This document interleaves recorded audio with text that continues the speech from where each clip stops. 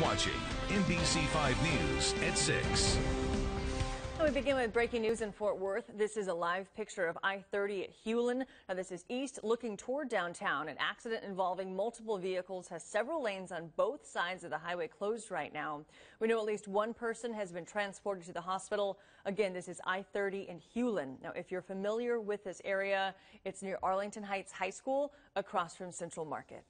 Well, we have had beautiful weather all across North Texas today, but some rain is headed our way. Good evening, everyone. Thanks for joining us. I'm Laura Harris. And I'm Kristen Dickerson. Within the next hour, rain will cover the area before we turn back our clocks for daylight saving time. Let's turn it over to meteorologist Brian James with a first look at this evening's forecast. Brian. And we're watching this upper level storm system, cold front that's associated with it back to the northwest. You see it generating some showers back across western parts of Oklahoma through Childress, back toward Lubbock. Little few thunderstorms with it as well. We've had the clouds increasing across North Texas during the day today, but it's been a pretty pleasant day. And even tomorrow will be decent. Highs will still be in the upper 60s, but this cold front is going to zip across the area tonight, generate a line of thunderstorms. Some of those could have some gusty winds and occasional cloud to ground lightning strikes with it, but it's going to be a narrow band of storms. It's in here and out of here pretty quickly. So as we're setting those clocks back 1 hour tonight, I have a few thunderstorms around. We're back to sunshine though on Sunday, but a roller coaster of temperatures coming up this week. I'll break that down for you here in a little while. Back to you.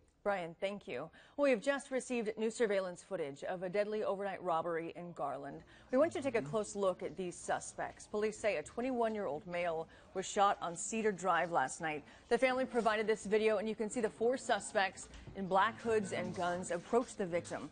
Officers say his uncle got in a fight with one of the suspects, and that's when the victim ran around the vehicle to help, but he was shot in the chest and later died at the hospital.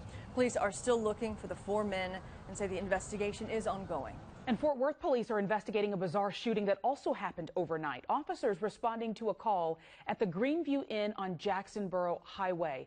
They say a man walked into a hotel room and shot someone twice. Police say the victim then shot at the suspect with his own gun as that suspect ran away from the scene. The victim is expected to be okay, but police are still searching for that suspect. Well, the Rangers announced they have a new manager. The team will introduce Chris Woodward at a press conference Monday morning in Arlington. Woodward was a longtime Major League player and spent the last few seasons in Los Angeles as the Dodgers' third base coach. Pat will have more on the Rangers' new manager later on in sports. Well, Tuesday is Election Day, and in Frisco, the outcome of a $691 million school bond and tax ratification election will be closely watched. Collin County reporter Meredith Yeomans is showing us what it would pay for and who would benefit. Hi. Like any kid on the playground, it's tough to keep up with Ava Neastel and her friend, Arya Krishnan. Looking for a ramp. Both have special needs, but fly around this city park, specially made for kids like them. This is better, much better, because it's really smooth, so I can go much faster. A rubber-like surface lets them leave limitations behind. But playgrounds with wood chips like those at Frisco elementary schools are a different story. And my friend literally fell down and hurts. It's really hard because the wood chips, they make me slow down and I get stuck on it sometimes. $4 million of the bond would resurface 42 playgrounds at Frisco schools, one of many things it would pay for. The bond would also cover the cost of construction for 4 new schools, renovations to existing facilities, and more technology and security measures. But passing a bond has not been an easy sell to some voters. Motion carries. 2 years ago, Frisco voters rejected a tax ratification election. Part of the reason 4 new schools didn't open last year. And parents were asked to pay for after-school activities. I would just encourage people to think about the details. Mom Melanie Neastel is hoping this time around is different. Those physical barriers create a social barrier. So kids like hers can stay in the game. In Frisco, Meredith Yeomans, NBC5. And the district says the proposed projects would lower the property tax rate by 2 cents. You can find a full breakdown of what the bond would pay for on our website right now at NBCDFW.com. As cooler temperatures continue to creep into North Texas, the risk of home fires increases. The American Red Cross is asking residents to test their smoke alarms tonight when they turn back their clocks for daylight saving time. Volunteers in Fort Worth are installing free smoke alarms and providing home fire safety education as a part of a home fire campaign. Red Cross officials are hoping to reduce the number of deaths and injuries caused by home fires this winter season. Volunteers have installed nearly 10,000 free smoke alarms in the last year. Well, miles of Dallas streets were shut down this morning for the second annual Dallas Bike Ride. Roads in downtown, uptown, the Design District, and West Dallas were all closed for the event. NBC5's Lexi Hotelling was at that ride where, for one day only, cyclists got the streets all to themselves. It was a bike rider's dream on Saturday. Miles of open road with no cars or scooters in sight. We have shut off 20 miles of streets. You never get to have streets just for bikers. Mayor Mike Rawlings led the Dallas Bike Ride with around 3,500 cyclists behind. It's fantastic. It's wonderful because you see a whole different view of the city. Bike riders pedaled through different neighborhoods, passing by historic sites and landmarks. It's fantastic to see the city from a different viewpoint, and it's wonderful to not feel rushed. The event isn't a race, just simply a ride, a chance to take to the streets without having to deal with all the honking and traffic. I mean, we have a fantastic city, humongous city, but we spend a lot of time in our cars, right? In traffic, stuck in traffic. We want to make sure that people experience their city in a different way and get out. Proceeds from the ride go to Bike DFW, which supports adults and kids learning how to ride bikes. Mayor Rawlings says it's events like this, along with new bike trails being constructed, that are making Dallas more bike-friendly.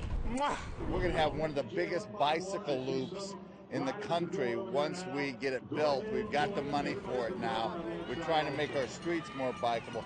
And we're going to connect Dallas and Fort Worth together with a bike trail. Creating a place in the future where more people can ride. In Dallas, Lexi Hotelling, NBC5. A beautiful morning to do it, too. Organizers say they plan to make the Dallas Bike Ride an annual event. This weekend in North Texas, hundreds of officers from across the country are facing off on the court. Now, this is the 15th year for the law enforcement basketball tournament. Money raised in one state is then used to help children in need in another state. In Carrollton today, kids received brand new Nike tennis shoes. We serve these communities day in and day out. We put our lives on the line to protect and serve.